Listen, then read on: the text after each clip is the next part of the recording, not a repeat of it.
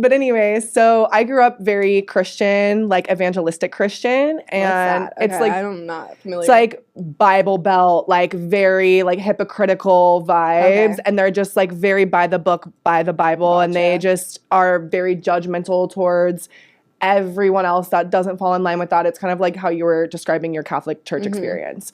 So around like 6th, 7th grade, I was like, like, I don't believe in this. This Yeah. is weird. It feels wrong. Like, if there is a God, he does not think this way. Yeah. And like, I could just feel it in my soul at a very young age. I was probably like 12 or 13 when I realized that. And then I considered myself an atheist until I was about 20.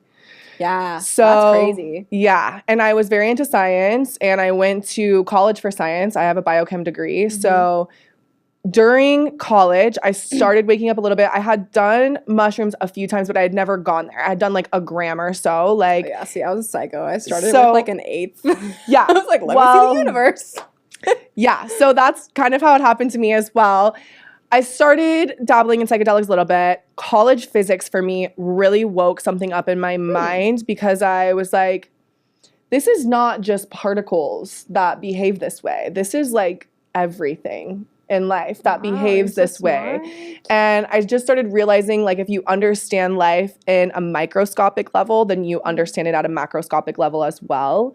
And I really started seeing that, like, when I was doing, like, labs and stuff in Wow. college. That's and really then, yeah, so then I had a best friend. So also a tattoo that I have. Little mushy. This mushroom is matching with my best friend because we ended up doing an 8th together a couple times, and then we were like, let's send it, and we did 5 grams together. Yeah. And so Yeah. at this point, I still was an atheist, or I was waking up to the idea, but I wasn't sure what it was until this time. So we had a great trip. It was very interesting. Talk about like psychic abilities and stuff. Like we were having the same visuals same and just frequency. like on the same frequency. We had a very interesting, incredible trip. And then towards the end of it, I got really sick because I didn't eat before. And of course, she I was hate smart being sick on and shrooms. she ate before, so she was fine. But I took them on an empty stomach like a dum-dum. Yeah, no. Don't do that. Don't do that. Don't do also, that. eat a banana. I've heard that helps. And with, also like, eat like an hour before you take them. Like let your body and digest you your can't eat on them. It's Yeah. food is too overwhelming. Yeah. Don't ever try to eat on them. Food looks like it's about So, to eat you. If you're So- gonna do a lot of mushrooms, just please eat a hearty meal. Like have Yes. yourself a steak and some green beans or something. And- Little side note. yeah.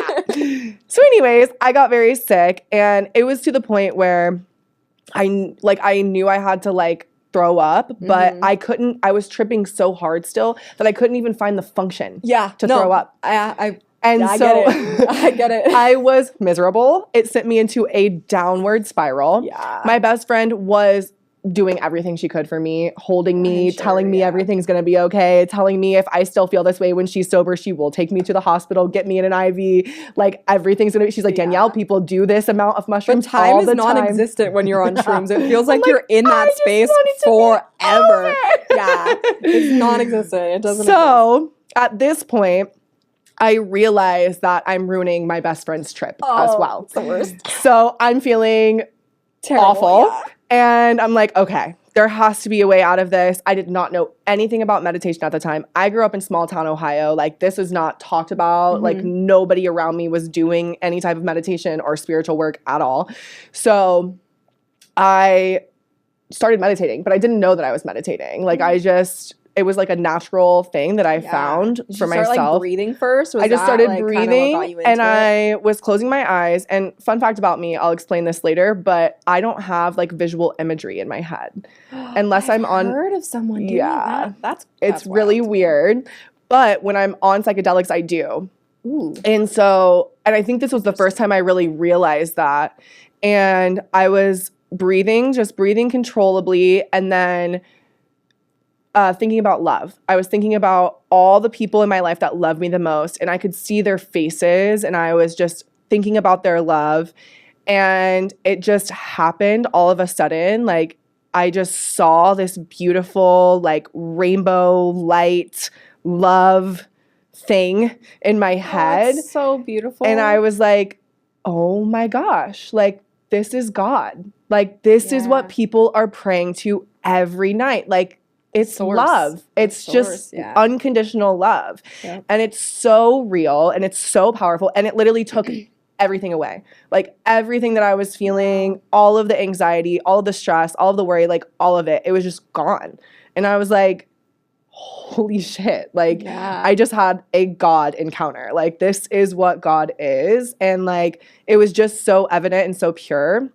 And yeah, I mean, same as you. Like, after that, I dated a guy for like 3 years, and we did a lot of psychedelics together. I've done DMT with him. Doing it with the right people can be so expanding. Yeah. That's like when I do certain things like that. When I'm doing like, I won't do shrooms like in public space. Like, I'm not gonna do shrooms and like go to a festival or something. When I'm doing shrooms, I want to be with like a small group of people, chilling, vibing, listening to music, because I want to expand. Like, that's what I want to do. I think it's a tool, and people abuse it. You know, people abuse specifically shrooms. Like, shrooms is special. Shrooms is in its own category compared to other things, in my opinion, because it's just like, it's the earth, it's the mother. Like, it will force you to deal with anything that you don't want to deal with. So if you're in a dark place, probably don't do it. Yeah. Unless you want to get out of the dark place. Unless you're down to like, just battle demons. Yeah, unless you're down to battle demons and get down, because it'll force everything that you don't like right up to the surface. And you'll have no choice. You're stuck.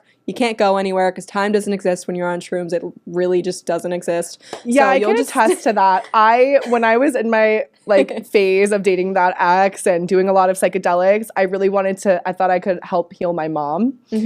And she is a horrible alcoholic, and she has no desire to be better. Like, that's the real tea, is that she doesn't personally desire it, but she told me that she did. And I really thought that I could guide her through a trip and like it could be really good for her, and maybe just like change her perspective and give her a will to live, or like, you know, anything. I thought maybe it could help. And so I did them with her, me and my cousin, who is my age, and we grew up together. It's like her second daughter, you know, and like we did them with her and like tried to guide her through it. In the beginning was fine. I like, before they hit, as we were like taking them, I made her write down all of the things that she gets stressed about, that she's anxious about, that like, you know, that causes fear and anxiety in her life. I made her write them all down. And then when it hit, I'm like, okay, like, let's look at this list. And she was just laughing so hard. She's like, oh my God, I can't believe I'm like stressed about these things. Like, it's so stupid, like, you know, and it was really helping in the beginning. And then the demons came. Yep, they'll come. They'll come. They're there. Just hiding behind the curtains. She was not down to battle any demons. No. She was mad. She was mad at me. She was mad at my cousin. And like, why'd you bring me here? Yeah. And still to this day, it's the time that we drugged her. Oh my gosh. Remember that time you guys drugged me? Like, girl, you were very willing to do this, and I prepared you for 6 months. I sent her videos. I sent her books to listen to. Like, I sent her so much stuff, like, gave her so much preparation for literally at least 6 months to prepare her for this trip. And I still drugged her. So